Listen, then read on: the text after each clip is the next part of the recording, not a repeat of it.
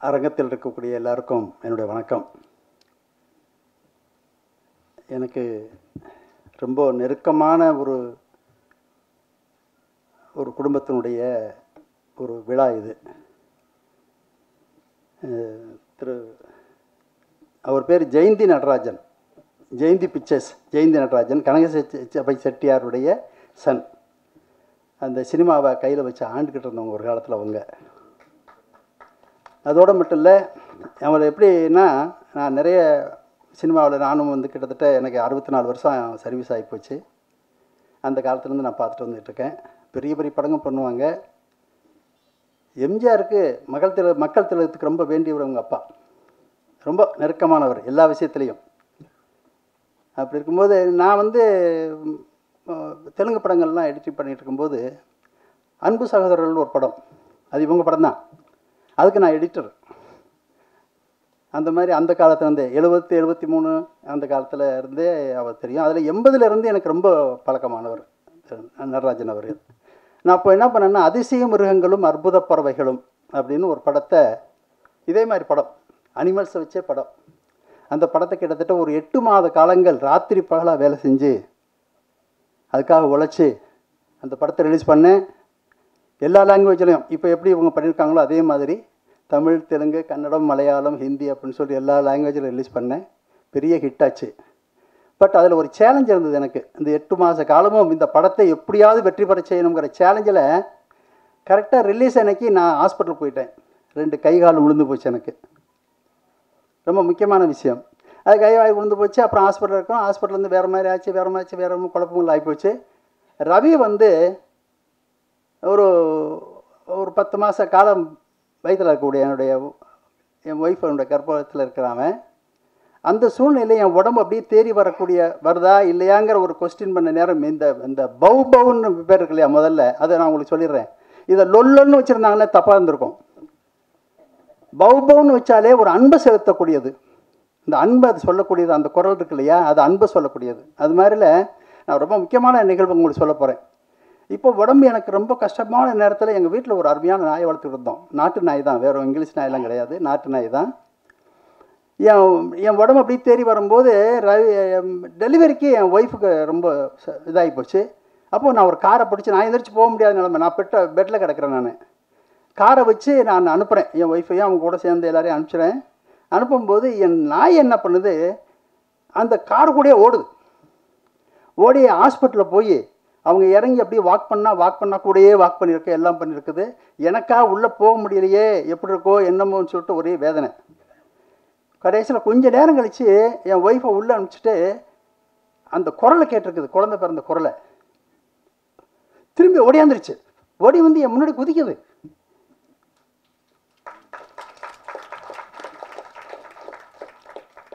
என்னன்னு எனக்கு புரியலை, எனக்கு குதிக்குதே என்னன்னு தெரியலையே. பின்னாடி வந்தாங்க சொந்தக்காரங்க, அனுப்பிச்ச சொந்தக்காரங்களாம் வந்தோடனே, உங்கள் பையன் பிறந்திருக்காங்க, அவ்வளோ அழகாக இருக்காங்க. நாங்கள் எதுக்கு சொல்ல வரோன்னா,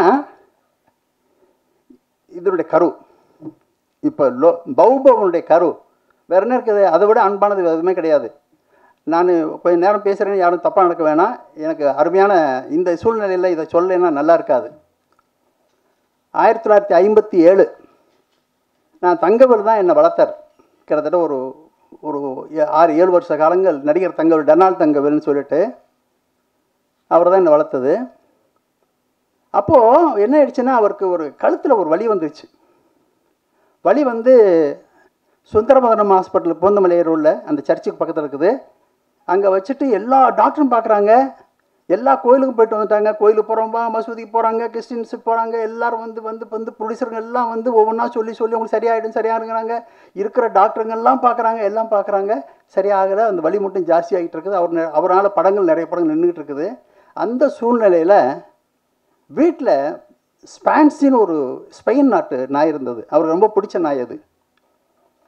அதை என்ன ஆயிடுச்சு, அவங்க மிஸ்ஸஸ் ராஜாமணின்னு அவங்களுடைய மிஸ்ஸஸ் பேர், அவங்க வந்து என்ன பண்ணாங்கன்னு வீட்டுக்கு வந்து அந்த ஹாஸ்பிட்டலுக்கு வந்து ஒரு மாதிரி அழுகையில் இருந்தாங்க. என்னம்மா என்ன விஷயம்னு கேட்கும்போது, இல்லை ஸ்பான்சிக்கு உடம்பு சரியில்லை, பிளட்டாக போகுது அப்படின்னாங்க. ஐயோ அதை நான் பார்க்கணுமே. நாங்கள் உடனே ஒரு பிளைமூத்து காரு பாருங்கள், நாய்க்கு போகுது. இங்கேருந்து போய் ஹாஸ்பிட்டலில் போய் அந்த பிளைமூத்து காரில் கூப்பிட்டு வர்றாங்க.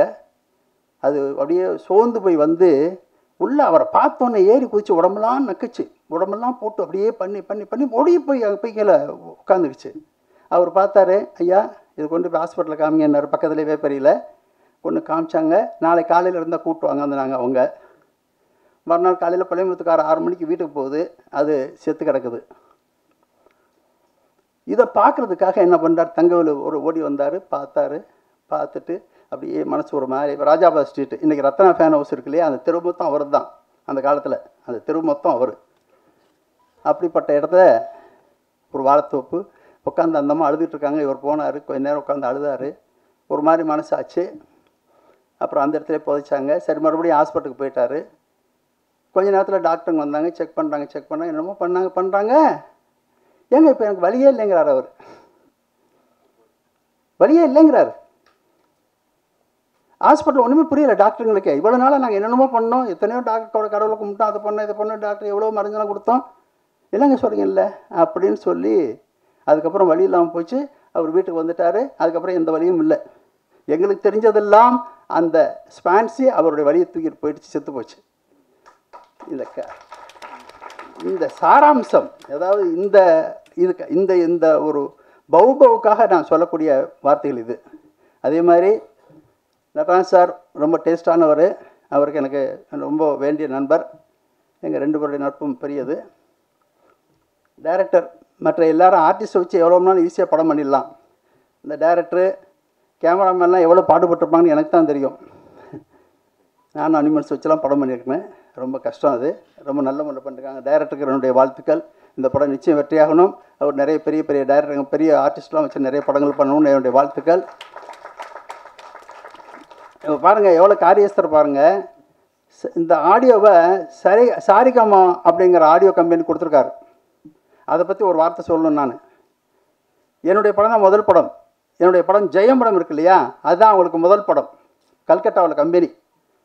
என்ன ஒரு பெரிய விசேஷம்னா, இப்போ கிட்டத்தட்ட 18 வருஷம் ஆகுது அந்த படம் ரிலீஸ் ஆகி. இன்னும் எனக்கு பணம் அனுப்பிச்சிக்கிட்டு இருக்காங்க. சினிமாவில் எவனும் செய்யாத ஒரு விஷயம். அவங்களுக்கு நான் ஒரு லெட்டர் போட்டேன். அப்பப்போ ஏன் மழை பெய்யுதுன்னா நீங்கள்லாம் இருக்கிறதுனால லெட்டர் போட்டேன். வேறு வழி. இன்னும் பணம் அனுப்பிச்சிட்டு இருக்காங்க. ஆச்சரியமாக இருக்கு எனக்கு. அவங்க பணம் வரும்போது ஐயோ ஏண்டா அது உண்மைதானா, நம்ம சினிமாவில் தான் இருக்கிறோமா, நம்ம பணத்தை வச்சுட்டு நமக்கு தர மாட்டானுங்க.